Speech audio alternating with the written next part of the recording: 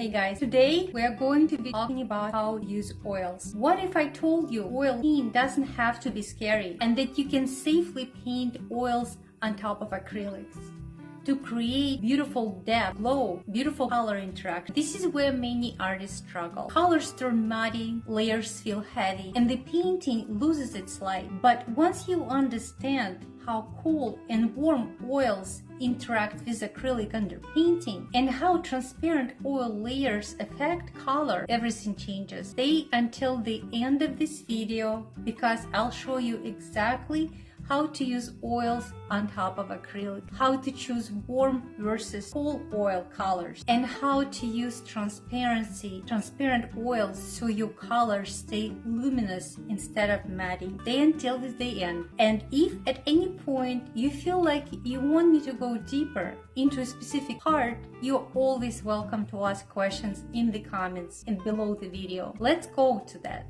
Okay guys, so here's example of the painting that's been finished in oils. You could see how all the colors are vibrant and juicy, and the water and even the foreground, it has this type of glow. This is what's happening when you get the painting glazed in oils and finished in oils. So this is an example of what we're trying to accomplish with our paintings. Hey guys, in this video I will be explaining how you could paint in oils if you want to achieve vibrancy of your colors, if you want to create the depth. And I will be explaining what kind of oils you have to be using at the beginning of your painting, what kind of oils you have to be using at the end of your painting, what kind of oils you have to be using in order to get objects closer in the foreground, and what kind of oil you want to be using in order to push objects back in the foreground. So that will help you to create depth in your painting. And this painting is done, so please stick with me until the end so you get all the specific science about oils. Oils are really not that easy to use. I've been using oils just for about a year and a half now, and I feel very confident in them now. But I had to paint 35 paintings in order to master those techniques and understand what I'm using and when and how. So stick with me until the end. That will make your life so much easier understanding how you should be painting. Okay, so we are going to be painting, finishing in oils two paintings. So this painting is called Save the Light. I finished it in acrylics just yesterday, so it's really new painting. It is 24 inches by 36 gallery wrapped canvas. Next painting we're going to be painting, this is the landscape. Again, I finished it a few days ago only in acrylics. So all acrylics are dry. You only can finish your painting in oils once your acrylics completely dried. Otherwise the colors gonna be cracking and it's not gonna be archival. I really don't recommend. So make sure that you let each of your paintings dry between using acrylics in oils. So I will explain you what kind of oils we actually have and how to use them. So stick with me until the end so you don't miss out on any important things that you could implement in your painting. Like I said, it took me a year and a half in painting about 35 oil paintings to understand and master the techniques of using them. Let's do that. I use transparent oils on this painting. I can cover it with transparent oils and you will still see all the acrylic layers, so it will be totally transparent. There are opaque oils. Opaque oils, if you put it on, it's gonna cover whatever image, whatever paint you had underneath of it completely, or like if you dilute it with something, or semi-completely, but it's gonna be covering pretty much the layers. So then we have warm and we have cool colors. In order to make your painting dimensional, you are going to be using cool colors for the background and warm colors for the foregrounds. So as a result, we have 4 different kinds of oil paintings. So we have cool transparent and cool opaque. You know, you could always mark them. I can send you the chart to show you which ones are cool transparent, which ones cool opaque. Cool transparent, so you could see still the image, and then the cool opaque, then you're gonna be finished in opaques, like doing rendering and detailing it. And there are warm transparent oil paintings and warm opaques.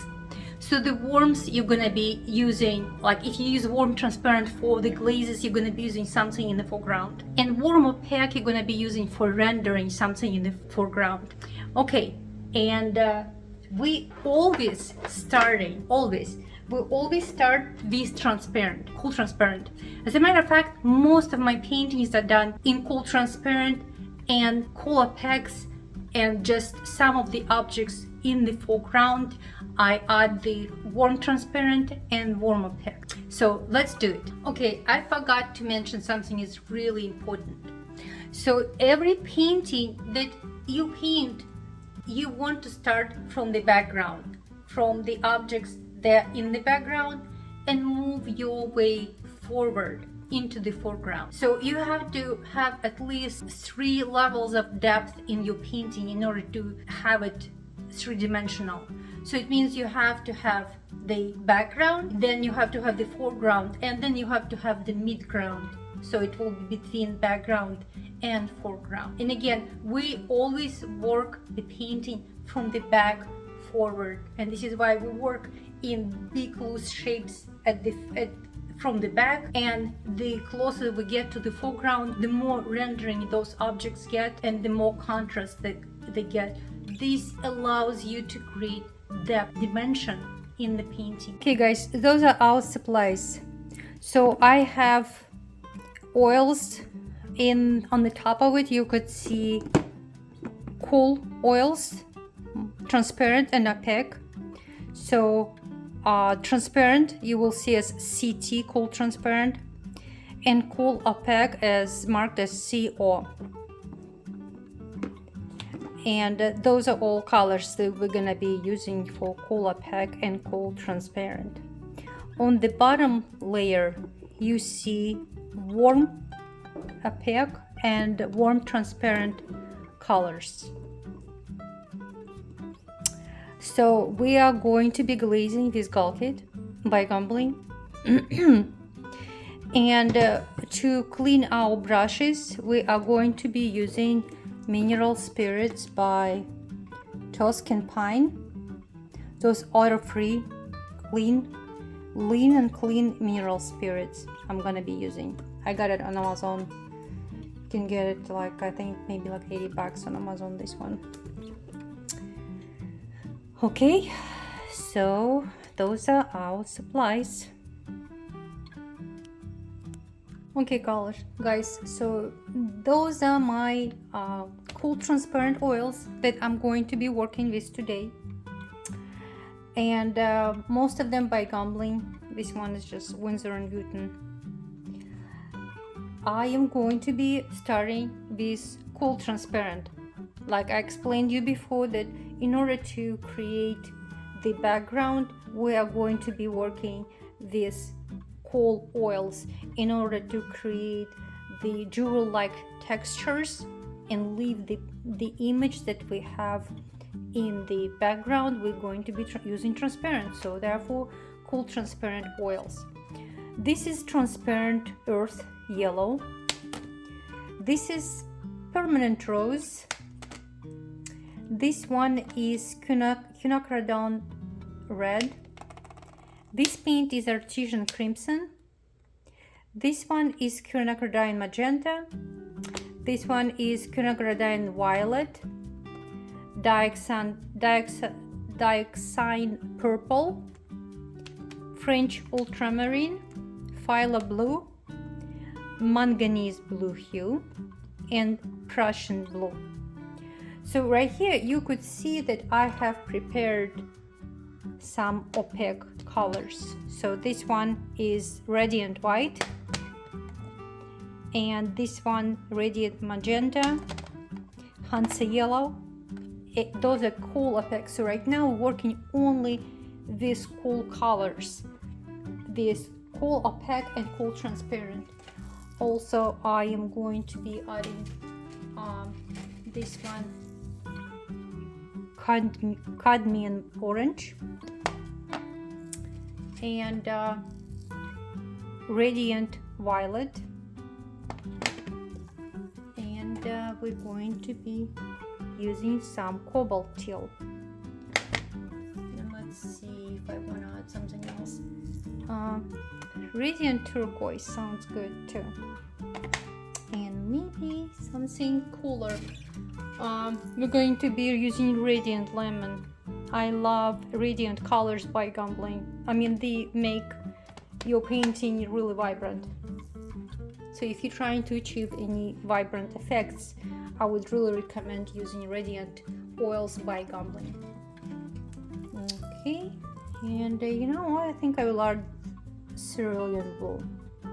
Okay, now I'm gonna be doing the part that I really don't like. I don't like squeezing this paint from the tubes, so I'm just going to be speeding up this portion. Okay guys, so I have a system the way I put the colors. You could see I put them like in the rainbow, starting from yellow, reds, going into the blues. And also all those colors are cool transparent. So you see I have CT, it stands for cool transparent. I put them separately from cool opaques. Like right here you will see cool opaques. With cool opaques I'm going to be adding them right here in the roll.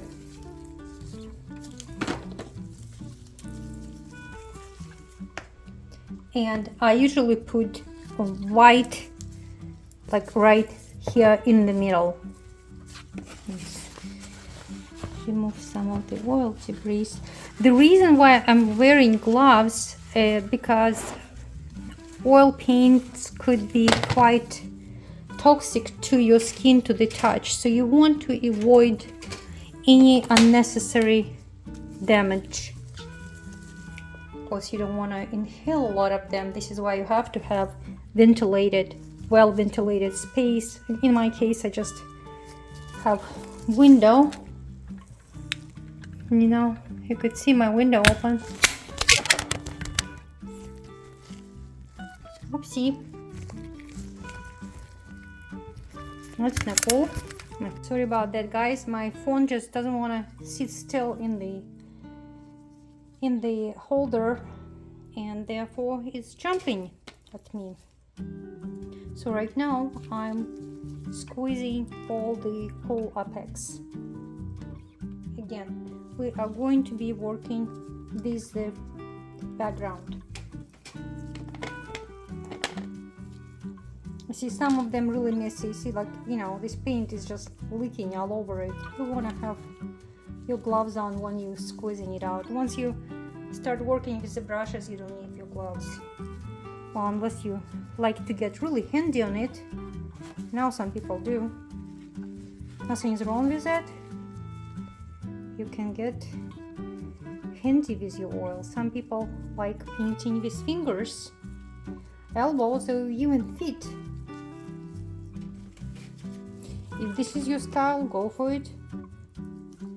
It really creates intimate relationship between you and the paint. I don't go to this type of extreme. I like using brushes. I love using brushes. Okay, so all those colors are radiant.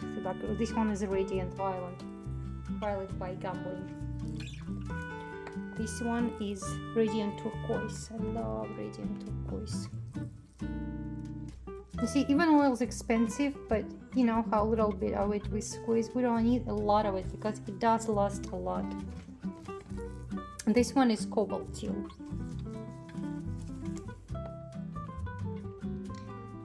Of course, it depends on what kind of colors you're painting. And this one is cerulean blue. So you could see that I separated my cold transparent oils from the cold opaque oils. This way I know, okay, that I would be glazing with those transparent colors, and I will be rendering with the opaque ones. And this is radiant white. Let's put it somewhere here. Okay. For the oil medium, I really like using Gall Kit. This is Gall Kit medium that I love using to create glazes, and that really, I mean, it speeds up your drying time. So you could see it's a 24-hour dry time with high gloss finish. Some people prefer it. If I open it, let's see if I have anything open. Okay, another thing about Gall Kit, it dries pretty quick, and it is expensive medium. I think this one is like $25. And in order to prevent it from drying really fast, I recommend putting it on the head. This way it pushes the air out and it lasts you for a long time. So that means you're gonna be storing it like that. Oh, you know, see what happens. So Gall Kit has tendency to dry out and become very thick. This is a very thick texture. If you're gonna be glazing with this thick type of Gall Kit, it will take forever to dry, sometimes a week, and it will be very thick. So I have to open, you know, this new tube, because whatever Gall Kit I have right here, it is pretty much waste. Again, I don't recommend to buy big quantities of it because it has tendency to dry out. Okay, I opened the new Gall Kit, and you see viscosity. You see how much less viscosity it has when it's fresh. Okay, let's move our camera to...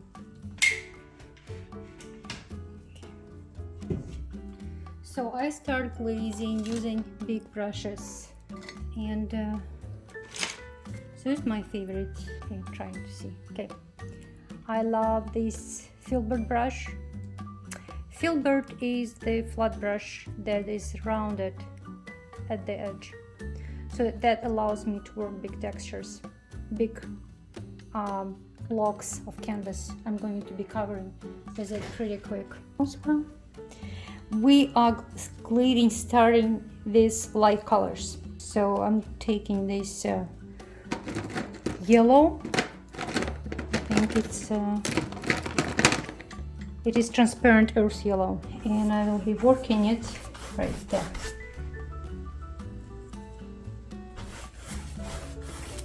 Let me see how quickly I will be glazing. It will take me less than 5 minutes for this painting. Once I'm done this yellow, I need to put more Gall Kit.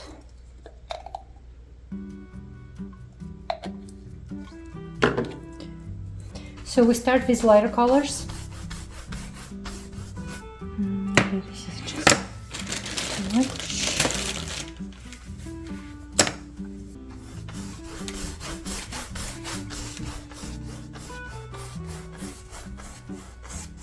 So right now I'm working with all the yellows. Once I'm done covering it with yellow, I will go into red ones. Okay, let's do... Now I'm getting some of the transparent yellow earth, and you could see how it creates this stained glass type of texture. So if we wanna, so this is how I do my yellow glazes. If you add more Galkid, it becomes more transparent. If you add more color, more oil, it becomes just still transparent, but just darker, juicier color itself. Once we're done with glazing yellows, I will be moving glazing with reds. So again, I will add red into Galkid, and now you see this. See how oils are still fresh, even that I had them locked in the box for over 24 hours. They're still fresh and juicy. They don't have any boogers in them. So some darker red areas I'm going to be using this type of glaze, and some areas where it's less red, and I will be adding more Galkid and using it this way. See, diluting it more, and this is how our color becomes less red and more on the pinky side. Okay, let's do the glazes. Okay guys, I have to mention you something. That video turns out to be quite large already, so I am going to be splitting it into two. So in the first part of the video, I'm working these transparent oils, and in the transparent cool oils, and in the second part of the video, I am working with opaques and warm transparent. So once you're done watching the first video, I will leave the link for the second one, so you can continue watching me finishing those paintings. Okay, see you there. Let me see how quickly I will be glazing. It will take me less than 5 minutes for this painting. Once I'm done with yellow, I need to put more Galkid. So we start with lighter colors. This is just too much.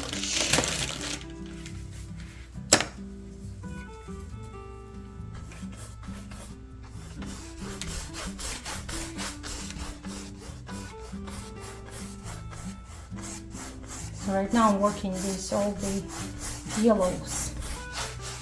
Once I'm done covering it with yellow, I will go into red ones. Okay, let's do this type of red. The skies, for example, right here with a lot of reds. You could probably see that already, that it creates deeper color right away and really emphasizes the vibrancy of it. Here we have reds. So you cannot make mistakes in the glazing stage, because you're going to be rendering later in effects. Once I'm done with reds, I will move into blues. Okay. So like foreground later on, I will be doing it in warm glazes. So I'm leaving this area, I'm not touching it right now. Okay, since we're done with reds, let's move into our blues. Here are. Hey guys, my phone just took a dive in the oil paint. So I had to do a lot of cleaning and I'm back. So sorry about that. I hope my phone will survive through the oil dive and continue painting with me. Okay, so I am using blue colors for glazes right now. And I will add a little bit more. Okay. So you could see how it creates vibrancy already.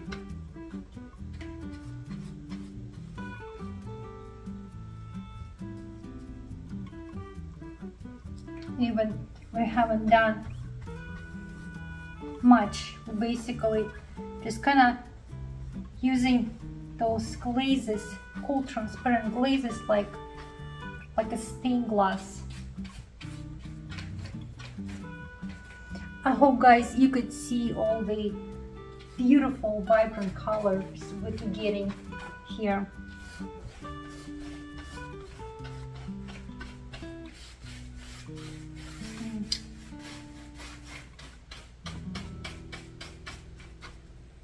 So you see how quick that was? Okay, we're done with glazing this painting. Now I'm gonna pull out the second one.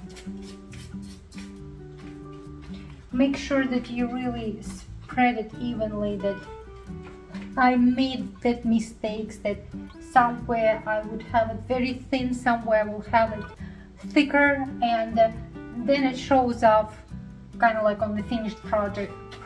You know, you want to avoid this type of uneven spread on the texture.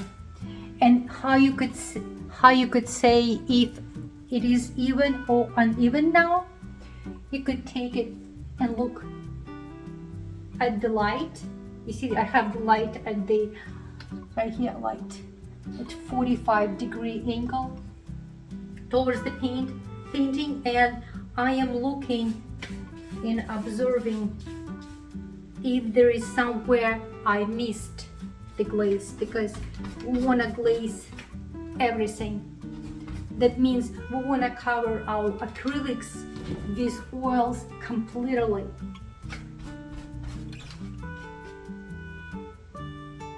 And looking at it at this angle, using the light, allows me to see where I haven't touched it yet. Like I missed just a little bit right here. Okay, now we're gonna do the second painting. Okay guys, I want to show you something that is really beneficial to have when you're working with oils. Those are baby wipes. Every time you get oil on your hands, baby wipes are great to wipe your hands out. Also, they're very good for cleaning your brushes. So if you don't have any, try and use it. Another thing, for cleaning the brushes, we are going to be using gum salt. Gum salt is odorless mineral spirit by goblin, and always wipe your brushes with the cotton towels. I will show you here's the cotton towel I have, the clean one. Once you are done using your brush, you're going to be cleaning it with gum salt. I'm going to show you my gum salt. Okay, so this is the actually I'm out of the gum salt, and I'm going to be using a product of it, just leftover little bit of gum salt. But once I'm done with it, I am going to be using that Artist Oil Thinner, oil-free, clear, clean by Studio Solve, by Tusk and Pine brand. So it should be less toxic. Okay. When you clean up your brush, make sure that you kind of like squeeze the excess of the mineral spirits against the glass or jar, whatever you're using. And then you're gonna be using clean cotton towel. Please don't use polyester, doesn't really work. So this is 100% cotton rag, and this is what I'm cleaning my brush. Okay. Now we're back to glazing. Now we're gonna be glazing this beautiful painting. I do love this painting. She's my inspiration. So the name of the painting called Save Your Light. Actually, save the light, because the light is only one thing. So in the midst of our hectic and fast flowing life, sometimes we need a reminder of what's most important and what's always there with us. So this painting is a reminder of our immortal, infinite essence that always with us. We just have to be open to it and turn into that for any kind of guidance, support, or protection we need. Okay, back to Gal Kit. Again, I'm going to be starting this transparent oil, that yellow transparent oil. So we always come in, for the transparent colors, we start from lighter colors going into darker colors.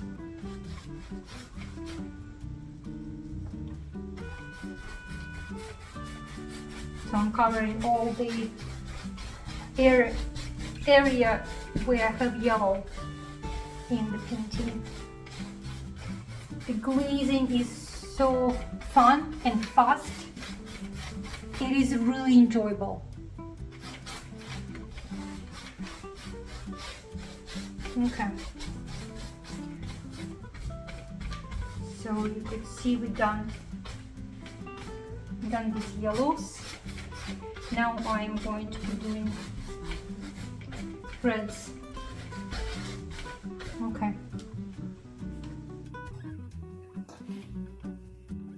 Guys, if this feels confusing right now, don't worry. This will make much more sense once you see how layers of the paint interact with each other.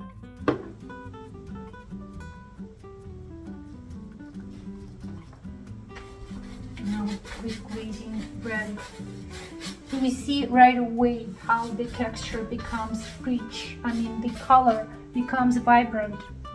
Once the glaze hits the acrylics, it really locks the colors in the canvas.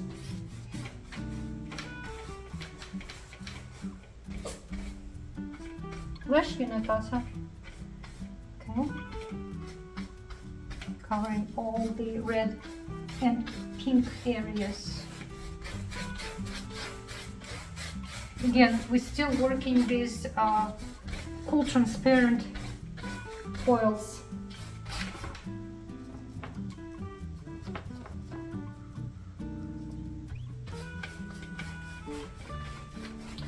We're almost done with red, and we are going to be finishing in blues.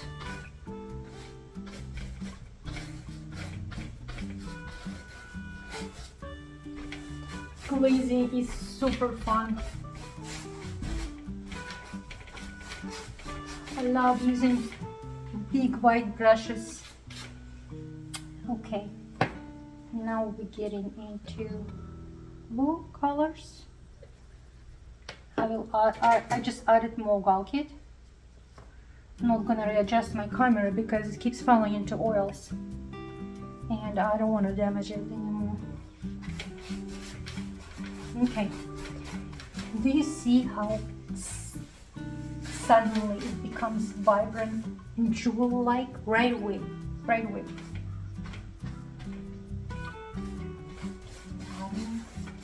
Make sure you spread it evenly across the canvas, that you don't have some spots are missing and some spots are too liquidy, dripping. So you can always look on the side of the canvas and find if there are any drips or areas that you have missed and needed to be covered. Do you see, even just by glazing, the painting changes right away. And glazing is just a glazing, it's not detailing, it's not rendering. But it becomes alive. This is something about oils. They are immortal, they're infinite, beautiful, alive. You know, oils are done from earthy materials, when acrylics are done from plastic. So this is a big and huge difference. Right here I'm adding purple accent.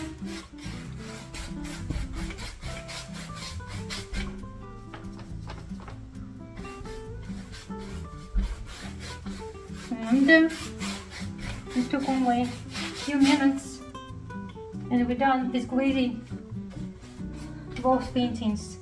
This painting is done 24 by 36 inches gallery wrapped canvas. Okay. I am going to be checking, making sure that we have it all covered. That I didn't miss, like right here, I missed actually a spot. Otherwise, we done these glazes.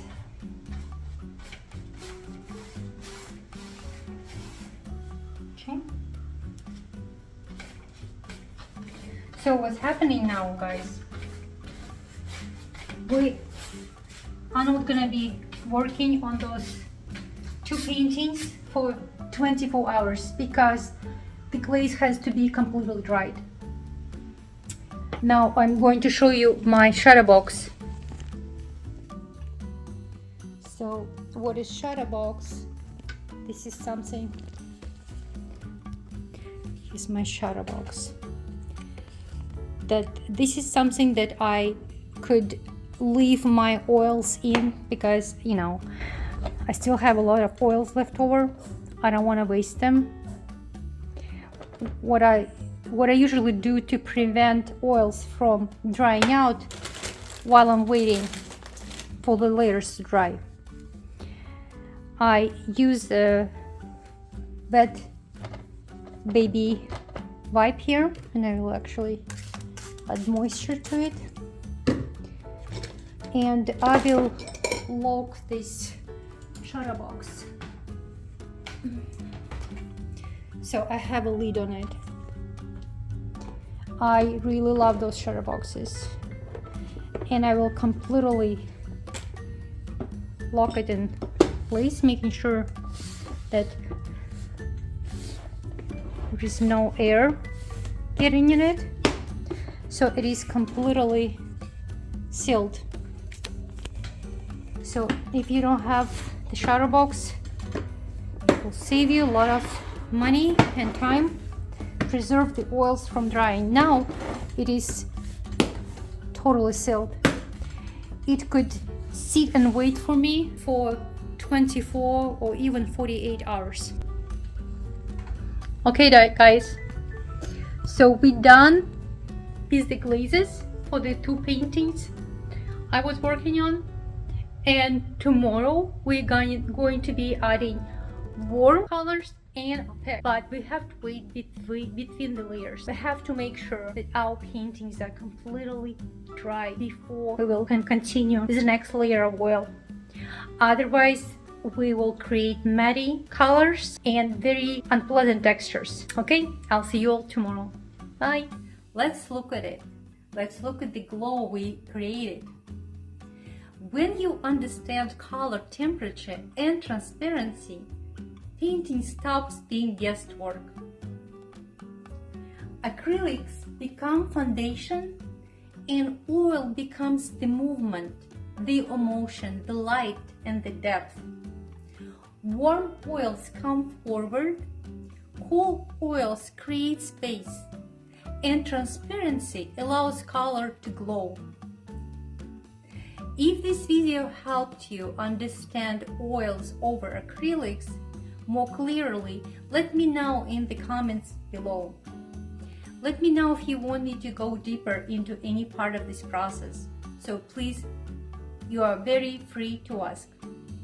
Please subscribe if you want to keep exploring color, light, and creative freedom together. And remember, as always, see magic everywhere. Bye!